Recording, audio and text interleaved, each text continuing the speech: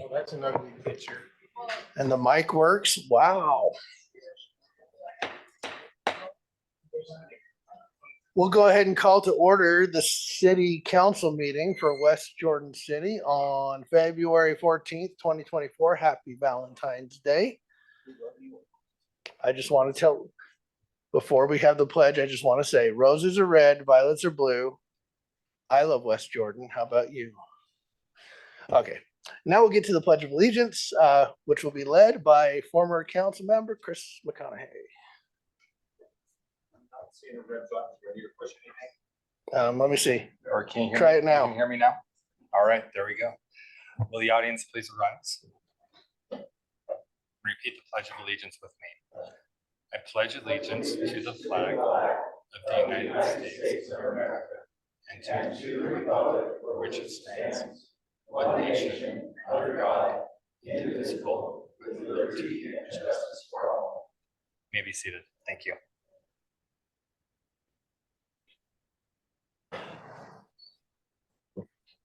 Well, I'd like to welcome everybody to, and thank you, Chris, for the pledge.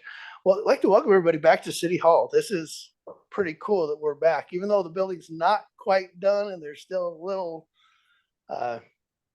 finishing touches to be applied, like, you know, letting everybody know what city we're in, the sign on the back wall. It's really great to be back in here. I'm very having all kinds of flashbacks. It's very weird. Our first order of business will be public comment. This will be your public comment period. You have up to 3 minutes to speak on any item related to the city, basically. You have up to 3 minutes. We don't usually do a back and forth. There is a public hearing on the budget amendment after this. So if you'd like to speak on that, hold your comment on that subject till that time. And otherwise, we'll go ahead and open this up. Anybody here who'd like to speak, come on down.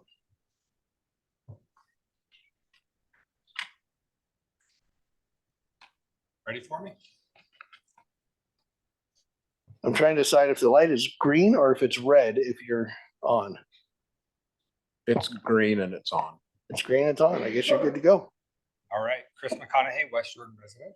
First of all, it's good to be back. I'm hoping the record reflects I was the first member of the public to speak from the podium.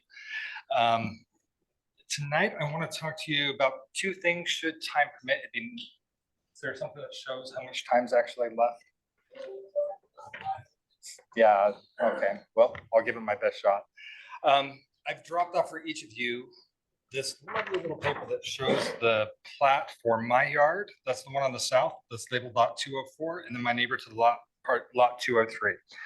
So the problem is the fence between my yard and their yard is not placed where the plat shows it should be. The fence today is on that black line. It's been on that black line since 1977 when the home was built. The plat, however, is on the orange line. Doesn't quite work. If the developer had actually put that where that orange line is, I would end up taking part of my neighbor's driveway. He'd only have about 33 feet of frontage. That just doesn't work. I tried to clean things up to make it like it's supposed to be. And I went to the county since they own the plat. And I asked them what I needed to do. They said, get a survey. Here's what you need to do to get things taken care of. Spent $2,200 on that survey.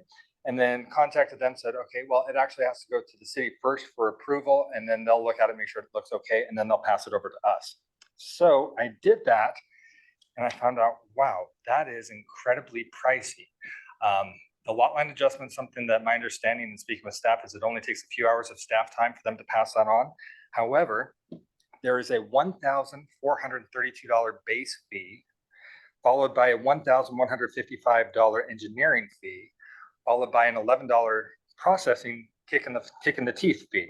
So the total is $2,598 plus $98.70 per hour to get the administrative. Yeah, it looks like what you're proposing makes sense. Probably should have been done in the first place. We'll give our okay and pass it on to the county.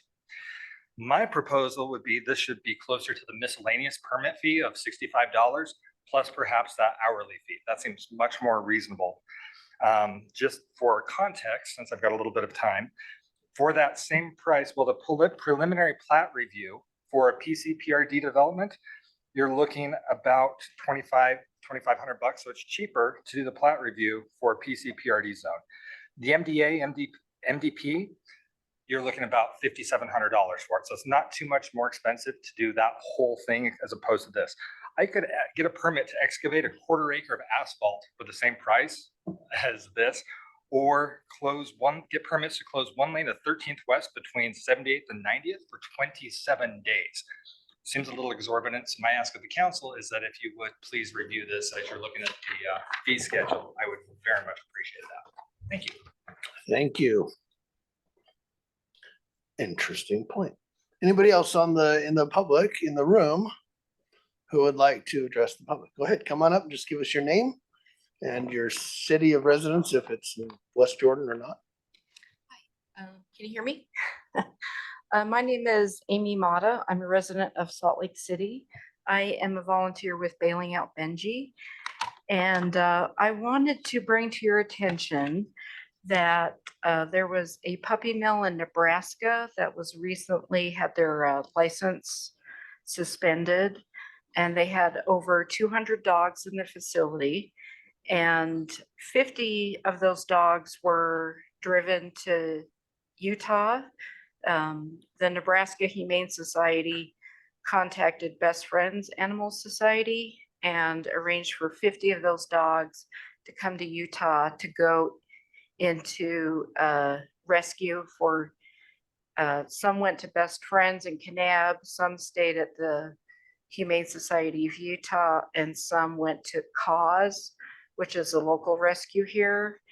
And I helped unload and shuffle the dogs when they came from Nebraska. And it was a eye-opening experience. We don't have big puppy mills like this 200 dog mill in Nebraska. So to see like a horse trailer size piece of vehicle with all these crates in it was very upsetting. So I just wanted to read to you some of the findings that the Nebraska Department of Agriculture inspectors found. Just briefly, the name of the puppy mill is Ponca Creek Kennels, and they have had 26 inspections dating back to 2018, and all but one of those inspections were rated unacceptable. And this kennel, this puppy mill, Ponca Creek Kennel, has been on the Humane Society of the United States Horrible 100 list, which lists the worst puppy mills in America. It had been on that list for 2 years. So just a few of the things that the Nebraska Department of Ag inspector found were excessive matting, lack of veterinary care, dirty food dishes, dirty floors, dirty walls, no health records, no acquisition records of where these dogs came from. A few dogs with wounds, untreated wounds, long nails, high readings of ammonia, which in one inspection caused burning of the eyes and nose, no vaccinations in the dogs, often no one on site, overcrowding. Oh, look, it looks like the time ran out on you. All right, well, we'll keep the mic open for you. Is there anybody else in the room who would like to address the city council? Do we have anybody online? You have Missy Framo online. Are you sure? All right, we'll go to Mr. Framo. What does she need to do? Anything, or should she be live? I've requested her to unmute her mic and then she can speak.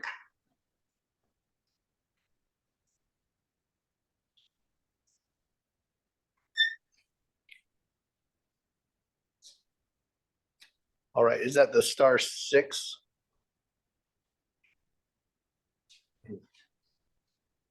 Alexander, go ahead and push *6 to unmute. I did. Yeah, I pressed *6. You are live. We can hear you. Go ahead. Okay, God loves you. Anyway, happy Valentine's Day, everybody.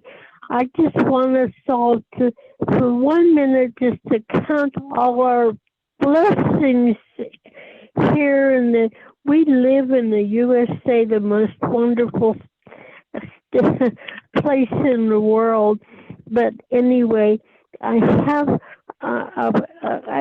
a editorial I want to read, and I think it's awesome. And she said, yeah, we the people, they got it wrong. Somewhere along the way, over the past 200 plus years, the politicians started thinking that once that they were elected, they were the boss. Well, that they got it wrong. The politicians, are the employees of the American people. We are their boss. They work for us, the American people. They answer to us, not the other way around. We pay their salary, we pay their salaries, and they are expendable. The current administration somehow thinks that we want open borders. The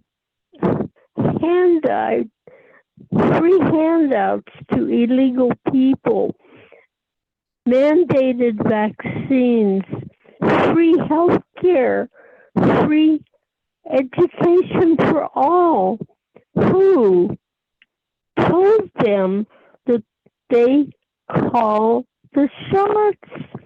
They took an oath to protect and defend the Constitution and the laws of the USA. No one gives them the right to change or interpret those laws to fit their own agendas.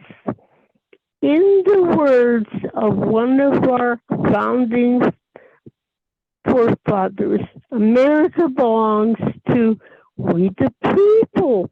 It does not belong to Congress.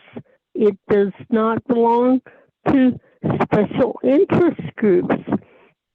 It does not belong to the courts. It belongs to we the people. So let all the people remember John Lay's words. We the people are in control. This is a government of the people, by the people, and for the people, not for the politicians. It's time for the American people to wake up and take control. I would. Oh, looks like your time is run up. I appreciate, in an ironic kind of way, I appreciate the comment, and we will, is there anybody else online who's wanting to address the council? Of the attendee list, I see no one with their hands raised. Okay. Great. Then we will close public comment, move to reports to council. We'll start with city council reports. Anybody from the council like to report on how life been going for you the last 3 weeks or so? Councilmember Bedore. I just wanted to report that I went to my first youth council meeting last week and was quite excited about that.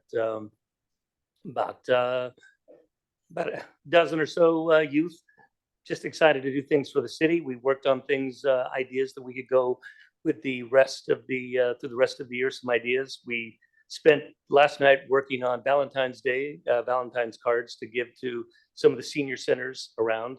And it was a lot of fun getting to know the youth and just seeing how excited they were to do things for the city. Our next one will be in March, where we're going to be going around a couple of the parks and cleaning up. Just really good. Made me one of the good things I was hoping to do as a member of this council was to instill some stuff in the youth. So that was great, and I enjoyed it very much. Awesome. Thank you. Let's go, Councilmember Shelton. So I'll start off with, I've been doing lots of visits in different departments, and I just yesterday got the opportunity to meet with the GIS department in the city. They introduced to me their new drone program. They are concerned about having to replace a brand new drone that they just got not long ago, because there's new legislation coming down that is going to require the city to use drones that are manufactured in the United States. And their drone is a very expensive drone that they have, but they may have to actually surplus it, get rid of it because of new legislation that's coming. Speaking of that, I also been there with Councilmember Jacob to the Utah League of Cities and Towns Legislative Policy Committee, and have been trying to stay on top of that. Not as well as Tani is. She's still here in the room. It looks like she stepped out. But anyway, it's a lot of work, but very rewarding, and I've enjoyed being there with Councilmember Jacob. I saved the best part for last. I had the privilege of doing 2 separate ride-alongs with Officer Rodriguez in our police department, and his canine partner. His name, her name is Harley. You see her picture there on the screen. Harley is indicating here on some drugs. Little known fact, I just learned our city actually owns all of the drugs, all of the illicit drugs. We actually own these drugs. Of course, they're kept under very tight security, but it's used for training the dogs on how to indicate when they're out in the field. So this picture of Harley is, I don't know what she's actually smelling, but there's some drugs right in the center of that coil of fire hose. It's out at the fire department. So it was really fun to see Harley in training. During the ride-alongs, I got to see the police officers in action. And I don't want to take too much time. I have a whole bunch written out that I wanted to share, but there was, on Thursday, there was a call for a fleeing suspect from a stabbing incident at the Gardner Village track station. And Officer Rodriguez was, and I were very close by, and he actually deployed Harley, and he of course told the suspect to stop, or he would send the dog after him. The suspect kept running, and so the dog was sent after to chase, and of course this suspect, a very, very fast runner, couldn't outrun the dog, and we were able to apprehend the suspect because of the dog. Anyway, earlier that evening, I actually asked Officer Rodriguez how many times in a year do dogs actually bite people in their line of service, and he said it only happens 3 or 4 times a year. And so it was really interesting for me to be able to witness that. We met paramedics there on scene, and then I went with Officer Rodriguez to the hospital, and we photographed the bite wounds on the suspect's arm. I couldn't help feel quite a bit of compassion toward the suspect, but I also got to see the man at the hospital who was attacked, and it really created some mixed feelings for me. So being a police officer is not a simple job, and it's not just black and white decisions that are being made out on the street. Words cannot express the gratitude I feel toward the entire police department after having spent that time with them. And I would also like to say that I am in awe of the positive energy that seems to flow through the corridors of our police department. The reason I did 2 ride-alongs was perhaps a little bit selfish. Spending that time with these public servants was simply invigorating. I couldn't get enough. If I wasn't certain that I would be a liability on the streets, I would ask them to take me along with them at least once a week. But I'm sure I would be a liability. They were very kind to indulge my presence. I got to speak for a little while with Lieutenant Keith Jenkins. Had a very interesting conversation with him, and he talked about the culture within our police department. And even though it's very difficult for to hire police officers in today's environment, our city has a much easier job of hiring police officers because of the very positive energy that is just throughout the police department. And that flows from all the way from Chief Wallentine down to the new hires, but it also flows from them back up, and it's just this great synergy. And I'd just like to congratulate and thank Chief Wallentine and also Mayor Burton for allowing me to have this unforgettable experience. Thank you. Thank you, Councilmember Green. Couple of quick things. I apologize. I wasn't at the youth council meeting yesterday. I had to fix a piece of wood underneath the cupboard that had collapsed due to some water damage. And the 45-minute project turned out to be 2.5 hours, like any other, it was a simple put a piece of board in. No, it doesn't work that way. But yesterday we had the Association of Municipal Council meeting. It was kind of interesting because the meeting, the person who presented most of the meeting was Sheriff Rosie Rivera. And she talked about the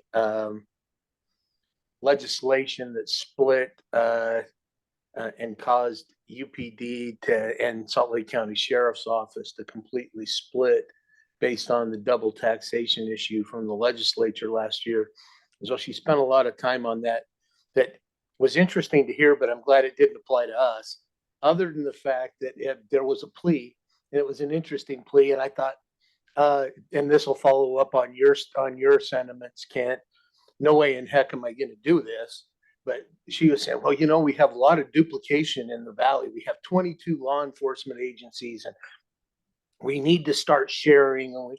And because it's like, well, if you want to all join West Jordan PD and we cover the state, we'll be okay. But otherwise, no, we're not going to do that. So that was interesting because there is a lot of pressure from her to push to say we all need to be one. And my thought is I'm okay with a separate police department because we can control it and we get the culture that we want and we get the services we want. So it was an interesting exercise to go through anyway. And last but not least, and Mayor, I hope I'm not stealing any of your thunder, but four of us were able to attend what the heck is it called? Beam placing, flag raising, beam signing. Topping out. Thank you. Out at the Aligned Energy Projects out just east of Amazon, where Aligned Energy is putting in 3 more buildings. They've been doing 4. I know that they've got, you know, a whole bunch going in, but this was the first building on the property. The cool thing about that is we all got to sign the beam and got to see it put in place. But as we talked to, the cool thing about this project, if you didn't know, is that the steel work for this particular building was put together by SME Steel, which is just west of them or just east of them on Mountain View Corridor. The thing that we learned today, we'll put in a plug for West Jordan City and West Jordan businesses, is that SME Steel provides, they make these, not only do they make the steel beams that we all see when we drive down Mountain View Corridor, but they make these cross beams that sit between beams that help cushion for earthquakes and seismic areas. It turns out that they control 83% of the worldwide market for those beams right here in West Jordan. And I think that's pretty cool that we overlook and that we don't know that kind of trivia about West Jordan, that we've got, you know, we drive past it when we see a steel company, but they control 83% of the market on certain parts. And so as they were telling us that they've helped build SoFi Stadium, the 49ers Stadium in San Francisco, anywhere where there's a seismic issue with these beams, they're probably the ones that are putting it in. When we were talking to the guy from SME Steel, we told him, he said, yeah, you know, it's nice that you get to spend time in your office in West Jordan. And he goes, yeah, I'm never in my office in West Jordan because I'm someplace else where we're putting steel in. So it was nice to see them putting it in close to home. And so that's all I have. Thank you. Councilmember Whitelock. Thank you. I just want to thank the residents that came out for a town hall put on by Representative Ivory and Senator Harper. There were about 20 people there, and they had some good dialogue with our elected officials. And thank you for coming. It's important that we have the dialogue. As Ms. Efremo said, it's we the people, but if we the people don't speak up, then yep, things don't maybe go the way we'd like. So thanks to those that participated. Excuse me. Thank you. The only thing I will report on from my activities, I've been to LPC with Councilmember Shelton, who covered that pretty well, and I'm sure We've gotten some good emails from Tony Barker as well on those. But I also attended today and on Monday the Jordan Valley Water Board meetings, as I'm wont to do, and we are looking really good. Our wet January and wet February so far have brought snowpack well above normal, as I'm sure you've heard. And Utah Lake is full. They've opened the gates on Utah Lake to release water into the Jordan River, first time in many, many years. Deer Creek is almost full. They'll be spilling out of Deer Creek here shortly, especially if it stays mild. So yeah, we're looking really, really good for water this year. Still conserve. Don't stop conserving. Or it doesn't matter how much we get, we keep dumping it down the drain. So I just wanted to pass that along. We'll go to the next item on the agenda is the council office report. We'll go to Mr. Anderson. Thank you. Just formally would like to welcome you back to council chambers. As I was doing some research, you may have seen the little flyer that was created, a welcome back with 2 pictures. The picture of the old dais that's on the left, that was taken in March of 2022 at one of the last meetings we held in this space before the remodel. And you're back here February of 2024. And I just wanted to highlight that and welcome the residents that are here and found their way to the 3rd floor, and grateful to be back here. There's still a few things that we need to work on, and I've provided, at least for the council space, a list to the administrators, punch list of things to work on, including wrapping this podium with walnut wood so that it matches the rest of the furniture in here. I got some spray paint and I'm pretty good at home projects. Yeah, heard about that.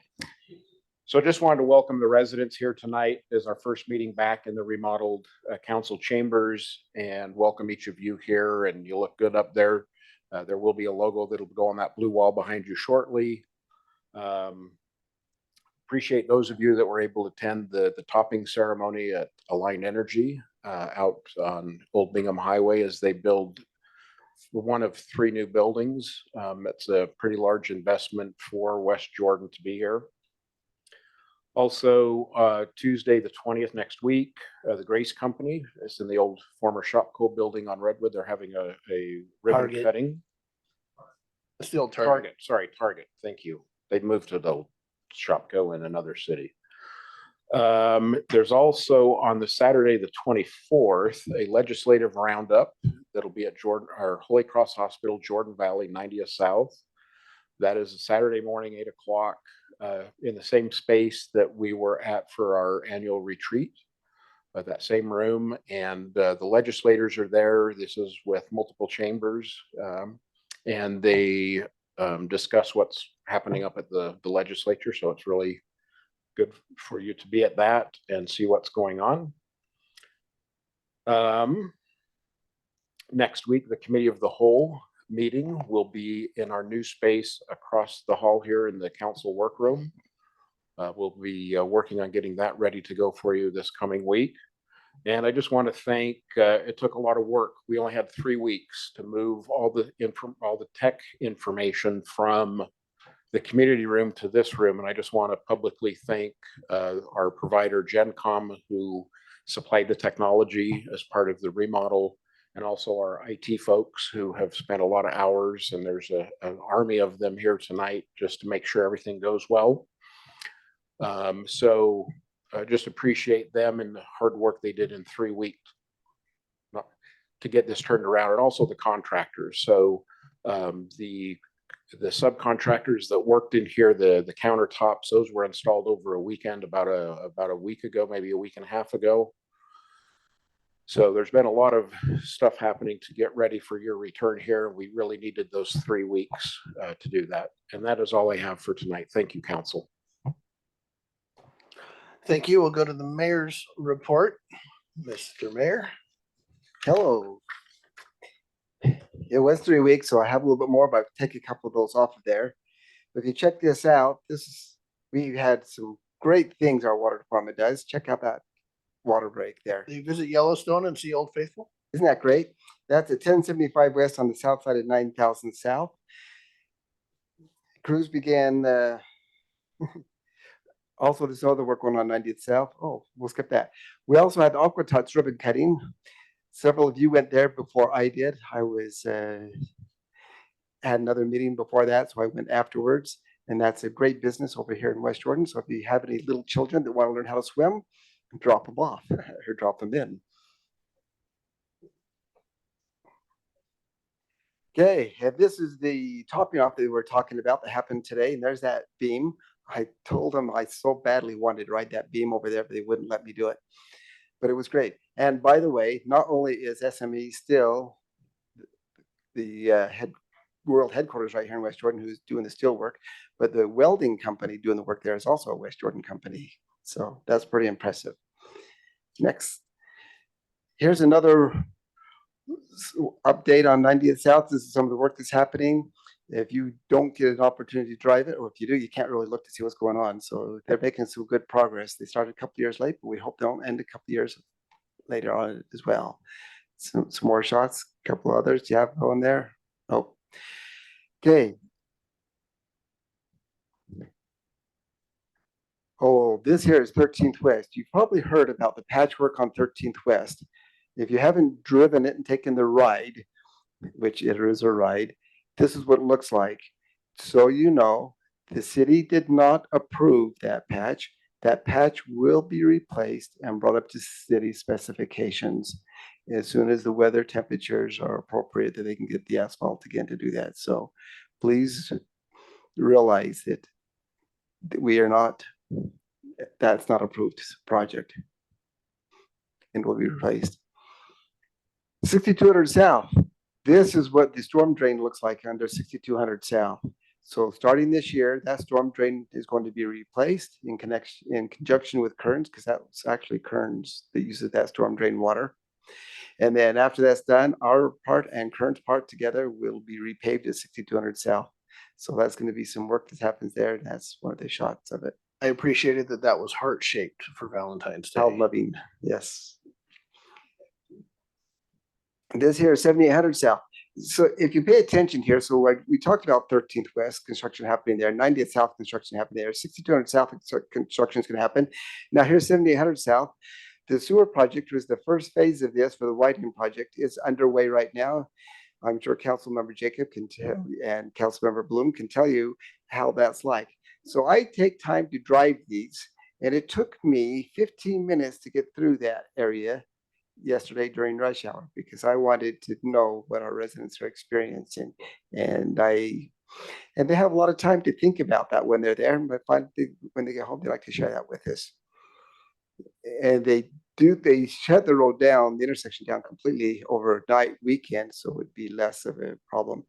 So one lane continues to go through, and the object is to keep one lane flowing the whole time. And that's some of the work from our drones, which was from China. Okay, next one. So 7000 South and 13th West, that's the sewer repair. This sewer repair is happening not because there was any fault done with the sewer line, but because a contractor actually bored a hole through that sewer pipe to one side and out the other. So that is going to get repaired. And while they're doing that, they have to totally disconnect that piece of sewer pipe while they're doing it. So they've got a couple of pumps in place that'll pump past that point so they can do that repair. And so 13th West will be able to get onto 70th South, but they'll have to turn right either direction they come through to get through there as that work is happening. Jordan Landing, you may have driven that on Central Park Road, and those lights that are with red dots or street lights that are not working. And if you look at other areas, we have had some real problems in our city. So keep your eyes out. People are stealing the copper from our street lights. And that's why those are out. They will be back on probably by the end of the week. They're working on that as we speak. Cookies with a Cop. If you would like to come join the Cookies with a Cop, or you know some residents who would, it'll be Wednesday, the 21st. Please invite them out. And we will be closed on President's Day, even though Monday was Lincoln's birthday. President's Day is the 19th. And that is my report. Any questions? Thank you. I actually shortened it down because we had a lot of stuff. I took a lot out of it. Thank you. And I appreciate that as well. All right, city administrators report. Let's go, Mr. Lee for staff. The council, thank you. I'm just happy to be back in council chambers. It's so nice to be back here in City Hall. I'm glad to be in council chambers with you. You saw from the mayor's report how much is happening around the city, particularly in road and utility construction. I'd like Corey to give you an update on what's happening with a number of things in the public services department as well in terms of parks construction. And after Corey, I'd like Tanya to give you a report on things happening at the legislature.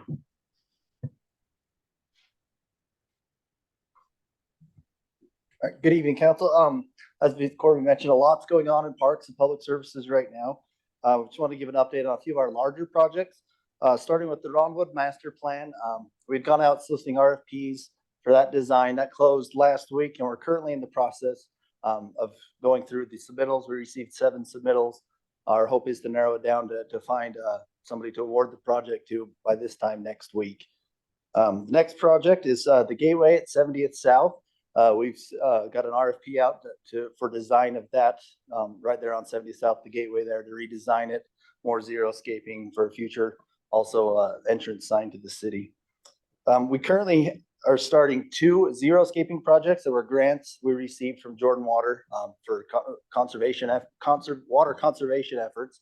First one's at Pioneer Hall. Our park staff is handling that in-house, where we're removing a lot of the sod that's out in the parking lot area, replacing it with decorative cobble and rock. And the second project is here at City Hall, and that's one we're soliciting bids for an outside contractor. Our hope is to begin that project sometime mid-March. And what that is out in the parking lot here west of City Hall, to remove the turf from all the islands in the parking lot and to replace that with decorative cobble and rock as well. Next project at Wills Park is progressing steadily. They're currently off and on with the weather and moving dirt around, but they began this week excavating for all sewer and utilities there. And the hope is currently dam safety authorities are undergoing review of our plans for approval for the basin. But the hope is to begin forming the rest of the park in the next few weeks once weather picks up. Last project in the parks is our Vets Park Master Plan. We have received our conceptual design for that, and we're currently just waiting on, we've asked Somas Engineering to give us cost breakdown so that we can kind of a la carte pick and choose some of the items from the Vets Park plan. The last item, kind of the best for last, this Friday, please don't forget, it is small and tall ball at the Viridian, 5:30 to 8. So hopefully we'll see you there. Can I ask a question? Yes, of course. Where are we at with Gold Star Memorial? Gold Star Memorial. We had a bit of a hiccup on our end and with the Woody Williams Foundation, so it got delayed a little. We've worked that out. We're now waiting for them excuse me, I've got it written down here. We're just waiting on confirmation, that's the word, from the Woody Williams Foundation that the grant has been procured and secured. And then I've asked Tyler, he's our project manager for that, to reach out to the committee and hopefully the next week work on getting a design for the rest of it. But we're still on schedule for Memorial Day. Cool, thank you. Yep. Hey, Mr. Lee, we had, with that Gold Star Memorial, we had talked about maybe having a fundraiser to help offset the cost for that. Have we thought about how we want to do that? That may be something that if we're talking about groundbreaking and Memorial Day, maybe we want to kick that off about that same time. So just a thought. Okay, thank you. Yeah. Good evening, council. Fun-filled day up at the legislature. I'm excited to be here to report to you. I'm going to report on a few bills that we've seen some movement on this week, and then I'm just going to open it up to questions after that. So what I'd like to start with is highlighting some of the opportunities that we've had to work with our specific legislative delegation and some of the things they've done to assist us as a city. You may remember I came to you with a bill as we started out the session that had to do with lease bonding. And that bill would have capped lease bonds at $10 million. That bill is being run by Senator Fillmore in partnership, at the request of some constituents and the Utah Taxpayers Association. He was very generous in his time with me. He spent a good deal of time with me, and I appreciate Denise's time. She was my phone a friend as I was talking to him about this bonding bill. And we were able to get that adjusted to $90 million. And we could pull a $90 million bond once a year, which we will never do, but we do have that availability. Very, very grateful for his willingness to be open to changes and to the partnership that we've been able to forge with him so that we could adjust that bill, because it impacts obviously not only cities throughout the state, but school districts, counties, other special service districts. So that was a good opportunity to partner with him and work on a bill, and appreciate his consideration there.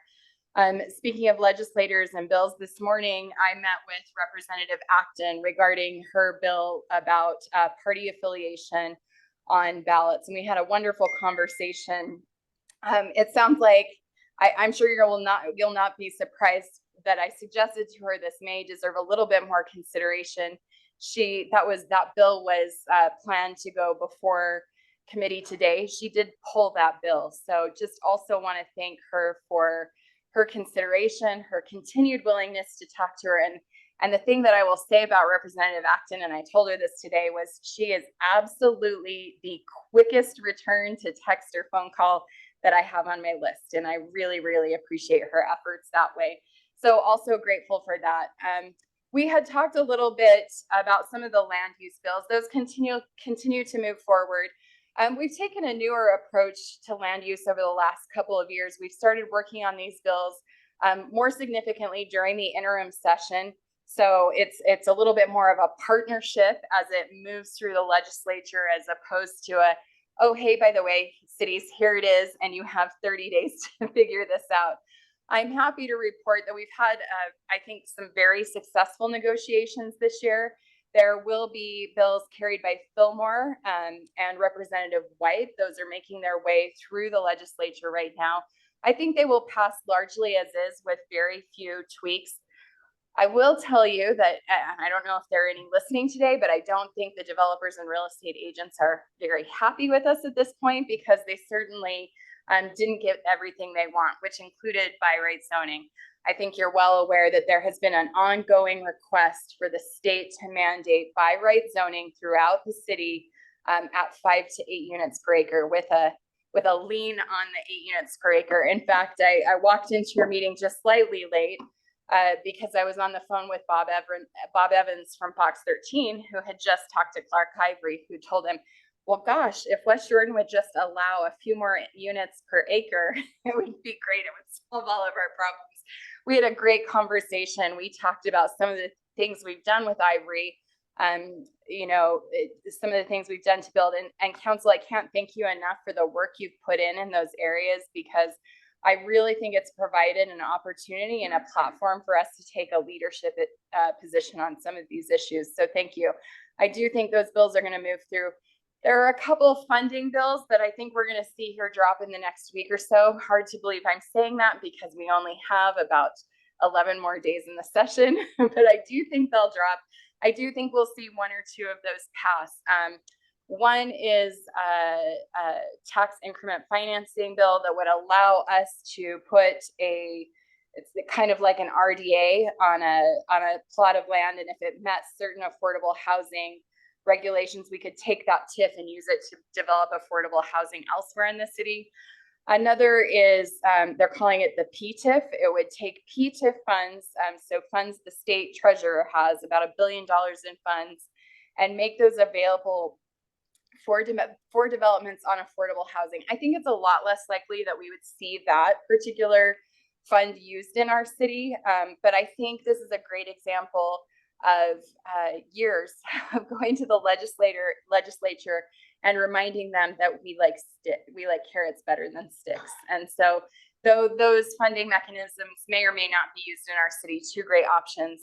I also wanted to report that Representative Dunnigan's House Bill 13, which was the PIDS bill that very closely mirrored the Wood Ranch PID that you guys put together with the developer about a year ago, did pass the legislature. And that bill is moving forward for signature. So a lot of movement in the land use area. I don't think it's going to require a lot of changes to our operations, some minor tweaks, possibly some minor tweaks to the code, but not a lot that you're going to have to grapple with over the years. So I think that's a big win. We talked quite a bit, and this is where I'll finish and just open it up to questions. We talked quite a bit, or we have talked quite a bit about 289, which is the damages bill. And this is a tricky bill. It's really a philosophical issue, right? Whether or not cities are bad actors and they need to pay attorney's fees and consequential damages. We negotiated on this bill. And again, I really have to thank one of our own legislators. We weren't making ground on this bill. We were reaching out to our legislators. We were asking them to vote no. We just didn't get a lot of movement there. You might remember that almost this exact same bill passed the House last year, but didn't make it through the Senate. So this year, Representative Loubet was able to introduce a substitute bill. Very grateful for that because it really helps us and it helps clarify that folks who would be subject to damages were those who knowingly and willfully broke the law. And I hope that's never us. There's no history of that in the state of Utah. In fact, they couldn't share a single case where that had occurred. So while that bill is expected to pass at this point, I think it's okay. I think we've negotiated to a point that we can live with it, and really have to thank our representative who carried the water on that for all of the cities and towns in Utah. So great work Representative Loubet did there. And I really hope that you're seeing the fruits of your labors. I think 4 years ago when we kind of started this journey together, at least when I started this journey with you, the request that you made was, hey, we want to have a seat at the table. And I think today I can tell you West Jordan not only has a seat at the table, but also we're helping our legislators have a voice at the table, and we're helping them move things forward because we've established that relationship and partnership, and really couldn't do that if you guys weren't working as hard as you are, and particularly on the land use issues. So again, I appreciate your efforts. And with that, I'm happy to answer any questions that you have about bills. I heard there was a question about a drone bill, but I wasn't in the room. So if you'll ask it again, I'll try to answer it. Questions, Councilmember Shelton. I was at the meeting with the GIS department, Clint at the GIS department. He said that there is a bill happening, and it wasn't abundantly clear to me at the time if that's coming from the national level or the state level, but there's a bill that's going to require us to replace our drone that was not manufactured in the United States with a drone that has been manufactured here in the United States at about 5 times the cost of what we've already paid. Yeah. So I have been talking to Clint's team about this bill, and the idea of it does come from a federal level, that we're seeing a crackdown nationwide on drones manufactured outside of the country, specifically because they found that some of the drones manufactured in China have indeed had spyware and some other things on them. So Senator Harper is running a bill that does deal with drones. The original bill would have been very challenging for us because we wouldn't have been able to utilize drones manufactured outside of the state for anything. We've fixed that language a little bit. We're still going to be able to use drones for things like sometimes police use them when they're surveying an accident. They get drone footage so that they can take that later and use it with their operations. The communications department uses drone footage. We'll still be able to do that with the drone we have. However, when it comes to things like infrastructure, like our streets, our water line inspections, potential water line development, we will not be allowed to use a drone that's manufactured outside of the United States. So we have 2 years to adjust to that. We did get that concession in there. So we'll have 2 years to purchase a new drone if we want to use it for those things. I may be naive in thinking this, but isn't it the software, not the hardware, that we have issue with? That would be a Let's really good jailbreak question this that drone, I right? actually can't answer. I feel like there's maybe workarounds that aren't being looked at. It's possible. This bill has moved forward to the point that we're kind of past that. And to be honest with you, I wasn't involved in discussions about the technical nature of it. I was involved in discussions about how can we still use the drone that we just purchased. It is a good question. I know they've talked about it heavily, but the end result was that they've decided to move forward with this bill from a leadership level. And I think we've negotiated it to a point that we'll be able to plan for and move forward with that if we need to. I think one thing that they have talked, it's not every international drone. So like we could still buy drones manufactured in France, which is a big drone manufacturer. We cannot buy drones manufactured in China, which is the issue our GIS department will face because the drone we have was manufactured in China. What about Taiwan? So if they keep using the drone, will we get fined? To be honest, I don't know. I mean, I'll have to go back and look at the legislation. it's interesting that we have this right now. drone. Who's going to come out and police, whether we're having a drone from China or from America? I can't answer that right now. We will I'll look obey the into law. it. Well, I understand that, but can they really fine you for using a Chinese drone? That's I don't recall that's the any- ridiculousness I'm talking about. I don't recall any language in the bill. So to my knowledge, there is no language in the bill that would set a Punishments? fine or anything like that. Yeah, there's no punishment. China, Yeah. Mexico will build the wall, right? All right. Any other questions? Legislatively speaking? Sounds Fantastic. good. Thank you. Thank you. All right. I'll get off my screen about Googling drones made in the USA and go back to the agenda. Next item, is there anything else, Corbin, from staff? That's it. Thank you. Thank you. All right, next item on the agenda is a public hearing. This is for ordinance 24-08, amending the budget for fiscal year ending June 30th, 2024. And this would be our wonderful leader of all things money concerned, Ms. Steck. Thank you. Thank you, Council. This is ordinance 2408, bringing to you a budget amendment prior to the opening of our bids for the Community Arts Center. We anticipate those construction bids to exceed the current budget. And in order to award the contract, we would need an adequate budget to provide for the beginning of the construction. So we're coming to you with a $1 million budget amendment to that project. And that is the entire budget amendment for the night. So any questions? So complicated, I can't keep up. I know. Councilmember Whitelock.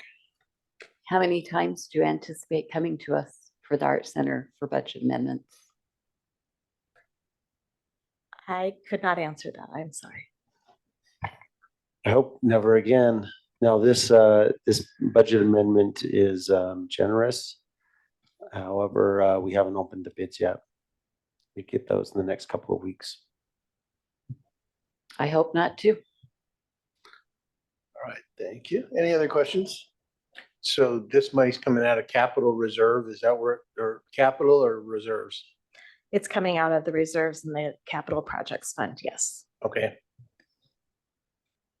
All right, any further questions?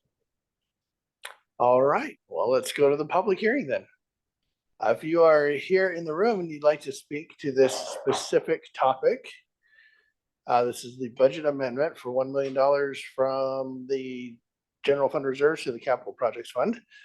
If you'd like to speak to that topic and you're in the room, go ahead and come on up.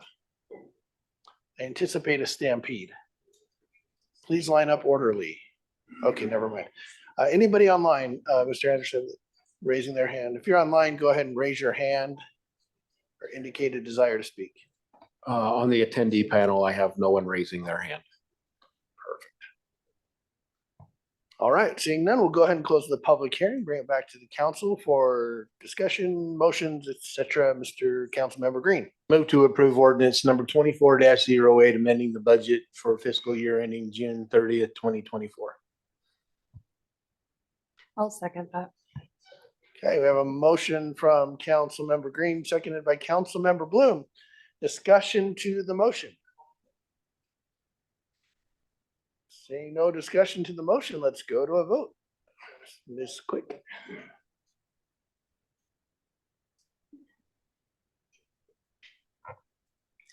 Council, excuse me, Councilmember Bador, Yes. Chair Jacob, Yes. Councilmember Whitelock, One yes. Councilmember Bloom, Yes. Vice Chair Lamb, Yes. Councilmember Green, Yes. Councilmember Shelton. Yes. Thank you. That motion passes 7-0. Thank you. By the way, I hear it's a 10-month project, much like the city hall renovation. Never mind. This will be new construction. It'll be faster. Unless they run into problems with the contractors hitting the sewer line in the middle. Never mind. I won't go there. The next item up for bids is business item 6B on the amended agenda, resolution 24-003, authorizing the mayor to execute a lease agreement for the West Jordan Historical Society. Mr. Lee, I've got your name on it. Thank you, council. This is brought back to you from our previous meeting on January 24th. This is a resolution to execute that lease agreement for the museum. The 24th, two items were requested of the museum.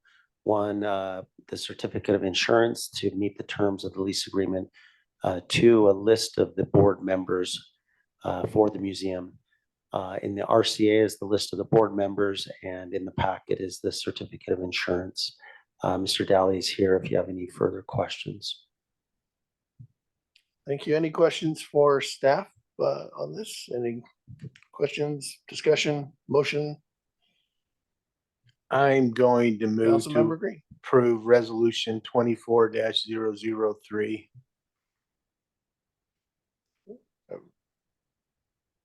I'll second. Okay, we have a motion by Councilmember Green, seconded by Councilmember Lamb. Discussion to the motion, Councilmember Whitelock. I think this would be for Mr. Lee. In the lease agreement, it says that we will get a report in July. So please ensure we get a report in July. And then I'm wondering if maybe the timing of that is maybe a little bit off, and maybe we should change that, because when you're already starting to do your budget, and unless we go for a truth in taxation, we need to pass a budget by June. So I would respectfully ask that we get their report next year before July. So that, I mean, because if they're going to ask for more, or if we don't feel we want to give them that much, I just think the timing might be a little better if we don't do it then. Yeah, point well taken. Now this is for the lease, but it's applicable also for their grant. The timing isn't great in terms of our budget process. Yeah. Right, but their lease says that they need to come give us the report, and part of their report is a financial report.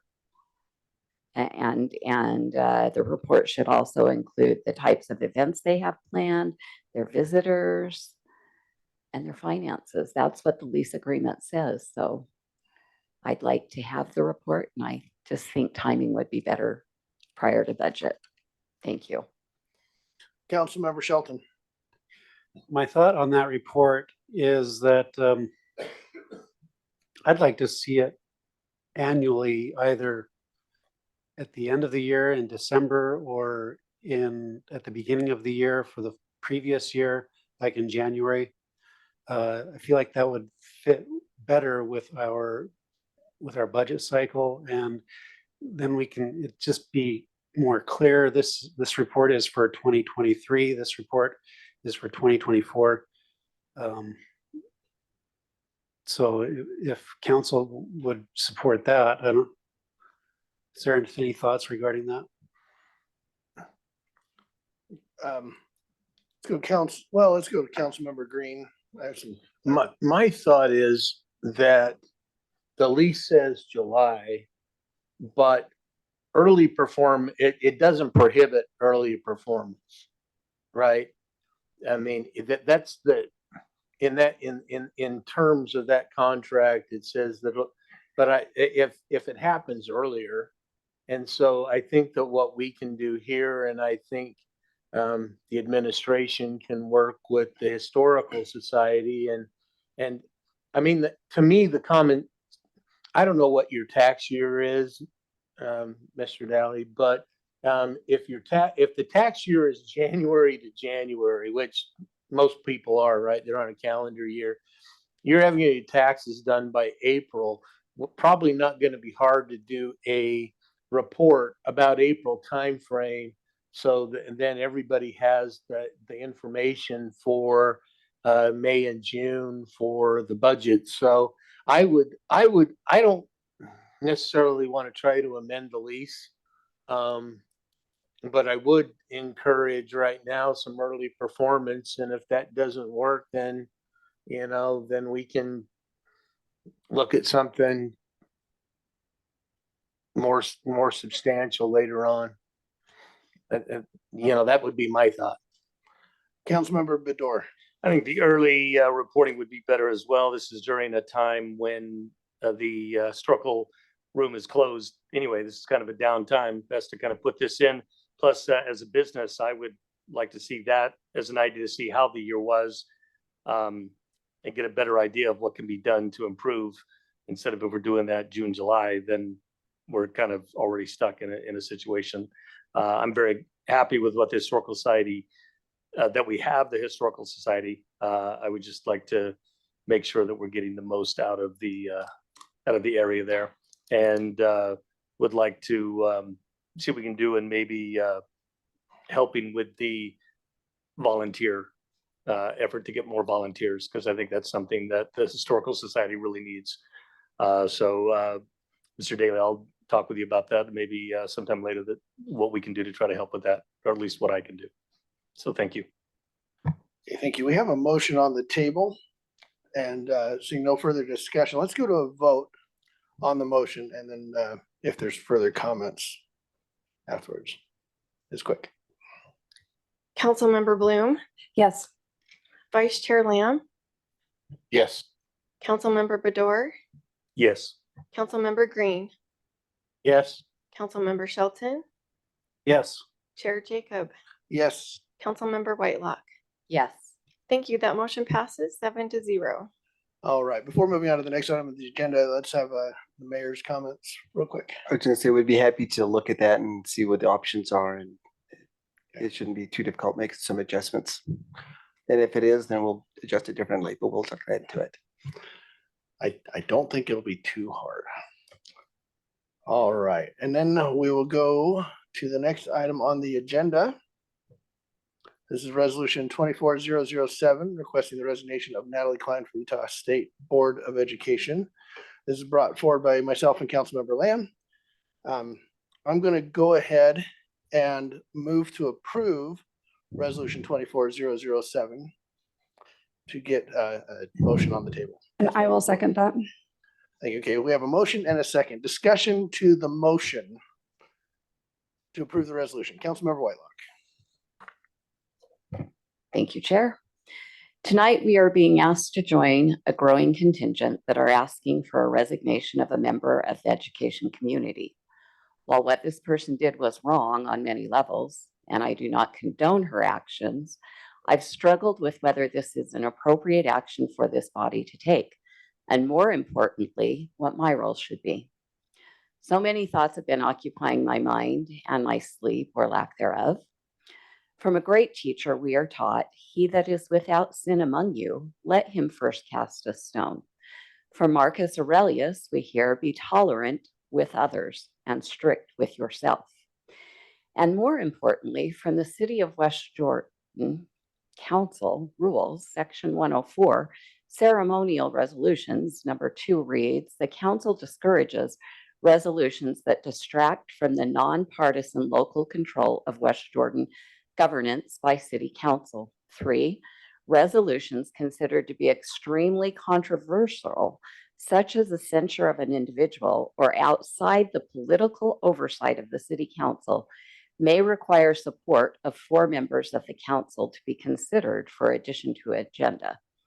Clearly, there must be 4 members that are in favor of this resolution. Otherwise, it would not be before us tonight.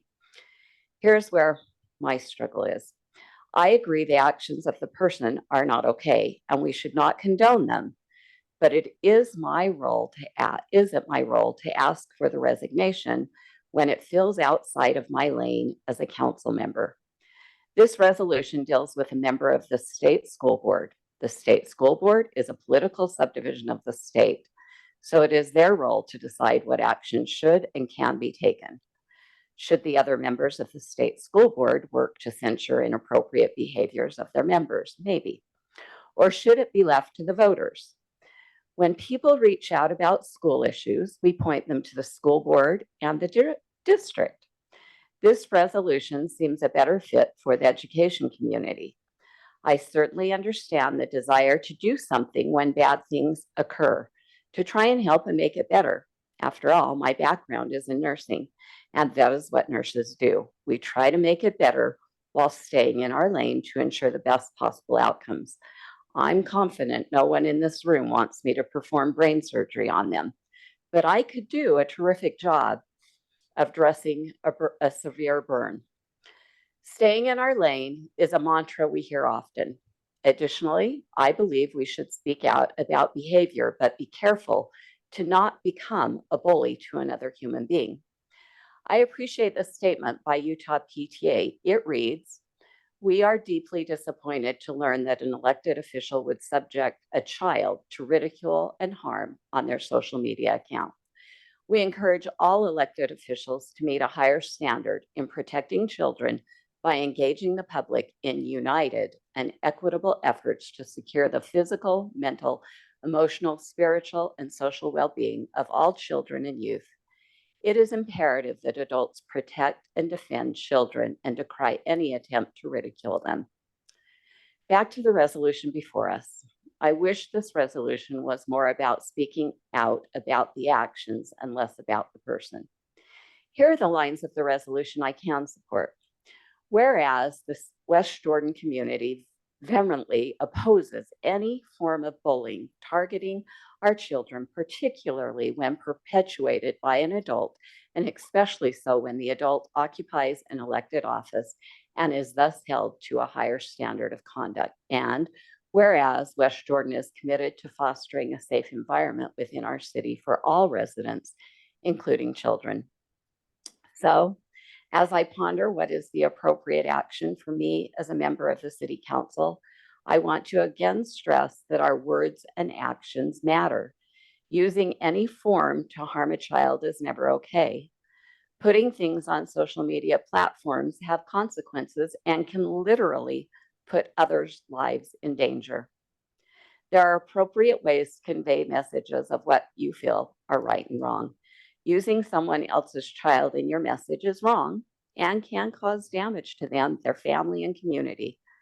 This indeed is a hard decision and one that I do not take lightly. Councilmember Bador. So this was something that hit me as I am new to this, and had to think about why I was elected, why I was put in. And I think I was put in to be a voice for the people of my district and my city. And for that, I'm also a voice for my child, who was extremely upset about this. They were in tears for many days about this. So to throw it off in a scripted memo of he is without sin, I don't see it that way. I see this as an adult who knew what they were doing. I see this as an adult who, if it was just a mistake, is in a position where this is not a mistake this adult should be making. I see this as something that hurt people. And from day one, I wanted the council to react, but didn't know if it was something the council could react to. I was very grateful to see other city councils make their statements and be there. So as part of this voice for the people, whether I am for all of the people in my district or not, that'll be up for them to decide next election. But my voice for them is to say that we as West Jordan do not condone this, and that I believe we should have a zero tolerance, like many schools do, for this kind of action. This was done And to sweep it under the rug is not something that can be done. It's not our position to remove this person, but it is our position to be the voice of our city. And as I was elected to be that for my district, I say that this is a person I do not want representing. I do not want the thought of my child upset because of some callous actions done by someone who this wasn't a first time. And so I have no problems making the decision. I weighed it early. I don't have to waffle on it anymore. I agree with this and did from the very second it was put forth. Councilmember Lamb. Thank you. And thank you, Councilmember Bador. A lot of the things you said are, I feel 100% with you on what you're saying today. For those that know me, that of the time I've been on council, and I've told people this many times, I'm not a big fan of resolutions. I don't know that they do that much other than they kind of give a voice. I do feel like this is something that's in our lane that we as council members can do, and it's something that we can provide a voice to those in our community. And I know there's many people who have reached out to me saying that they are in support of this. So as I look at this tonight, I just want everyone to know that, you know, this isn't something that was just given to me and I just said, yeah, let's do it. I did the research. I found out what has been going on, the things that have been done over the past few years, not just recently with Ms. Cline, but over the past few years. And I fully support this resolution tonight as we put this forth in front of our city. Thank you. Thank you, Councilmember Bloom. This hits really close to home for me. This resolution underscores a critical moment of reflection for our community and for all who hold positions of influence and trust. At the heart of this deliberation is the acknowledgement that words and actions, especially from those in elected offices, carry profound weight. The incident involving State School Board member Natalie Cline has brought to light not just the immediate harm inflicted upon a young athlete and her community, but also the broader concerns about the responsibilities incumbent upon our public servants. An apology in its most sincere form is not merely an expression of regret, but a commitment to understanding, restitution, and change. It is recognition of harm done and an overt pledge to mitigate such harm in the future. Unfortunately, Ms. Cline's subsequent statements, rather than embodying the spirit, appear to perpetuate narratives that further marginalized vulnerable populations and justified actions that the community at large found unacceptable. Such responses do not fulfill the reparative function of a genuine apology. Instead, they can contribute to the I'm so emotional over this, the perpetuation of division and discomfort. The essence of Ms. Cline's actions and her response to the ensuing criticism reveals a troubling willingness to engage in discourse that not only fails to uphold the dignity of all individuals, but actively undermine it.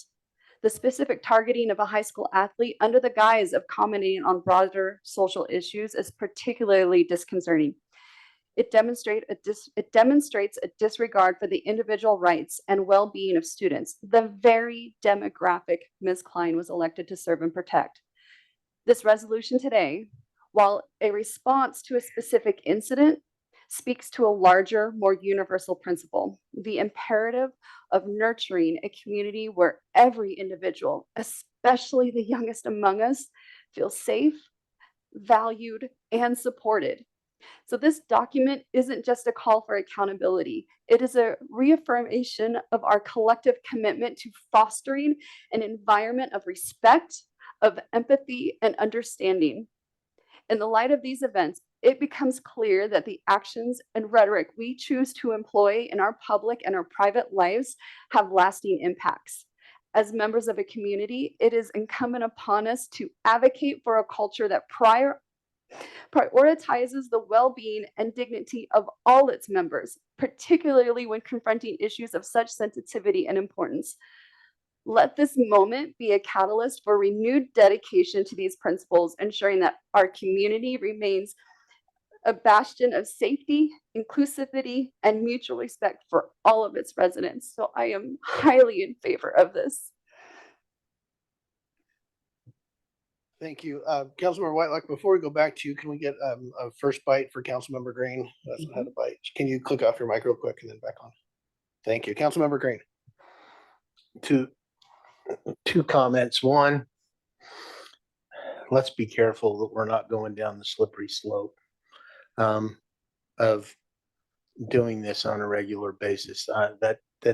That's my concern. Two, and I think that what we need to do here is, and I'm going to tell you a story. Back in November of 2023, I was sitting at the University of Utah watching the University of Utah play Colorado. And we were sitting there watching this, and I was with a couple of elected officials and a former elected official. And I still recall the words of former Congressman Ben McAdams as we were talking. There's a time to campaign and there's a time to govern. And I think that's something that we all need to keep in mind. There is a time to campaign and there is a time to govern. And just take that for, I mean, we have a couple of newly elected officials on the council, and it's a reminder to the rest of us that there is a time to campaign, there's a time to be involved in politics, and there's a time to govern.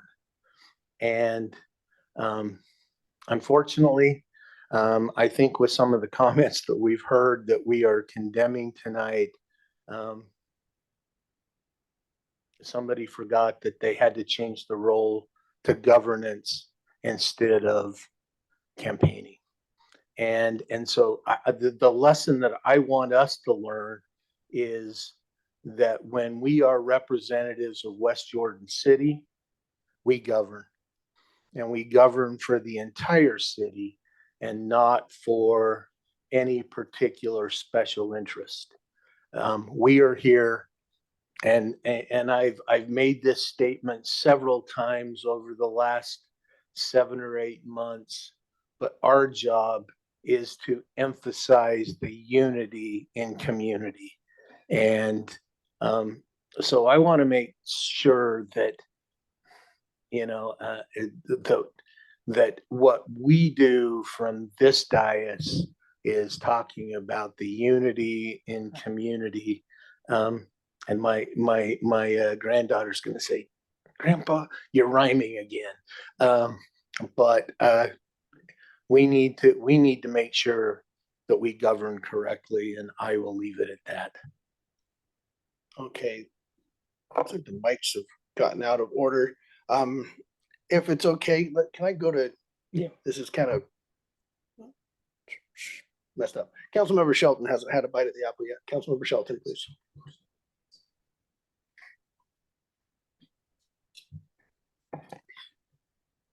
I think this is a difficult one for all of us.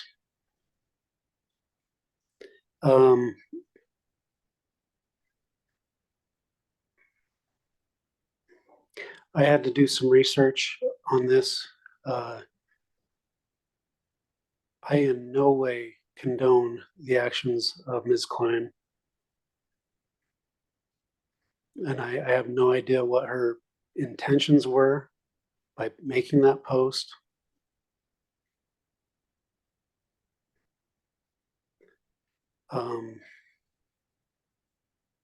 It's very unfortunate. I also feel for the student who was the subject of the bullying. It was wholly inappropriate.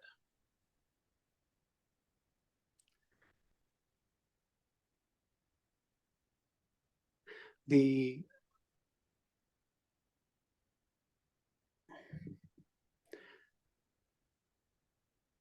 question is, do I feel it is appropriate for us as a body to censure this member of the State Board of Education? The State Board of Education is, as we speak, I believe, having a meeting about this very subject.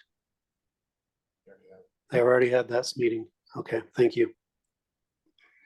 And I feel like that is where this conversation belongs. This is just my opinion.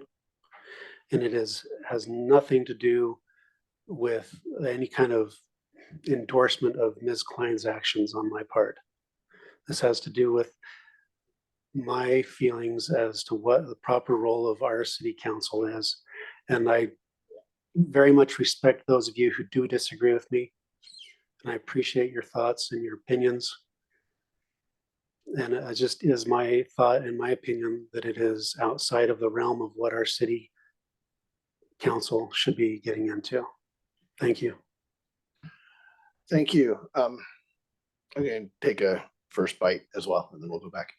This reminds me, there was a time, you see these posts come up on social media from time to time that start with, I'm old enough to remember when, and it's usually something that was like last week. But I will go ahead and put this out there and say, I'm old enough to remember when this happened in, well, not this exact thing, but we had a member of this body who did something that was highly objectionable, criminal, actually, in that case. And we grappled with the question that the State Board of Education is grappling with today, and grappled with and made a ruling on unanimously, by the way.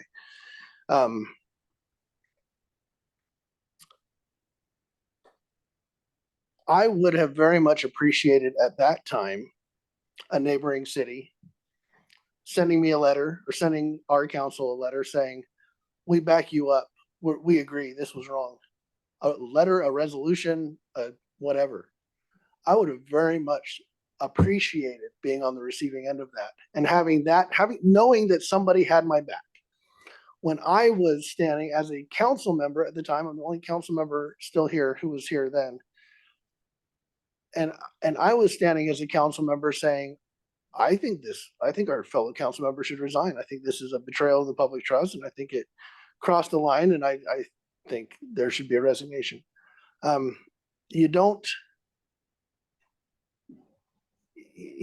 I would have appreciated somebody having my back. And so especially tonight, with this State Board of Education having taken a unanimous vote on this issue, I want them to know that I've got their back, that we've got their back, so to speak, as a vote.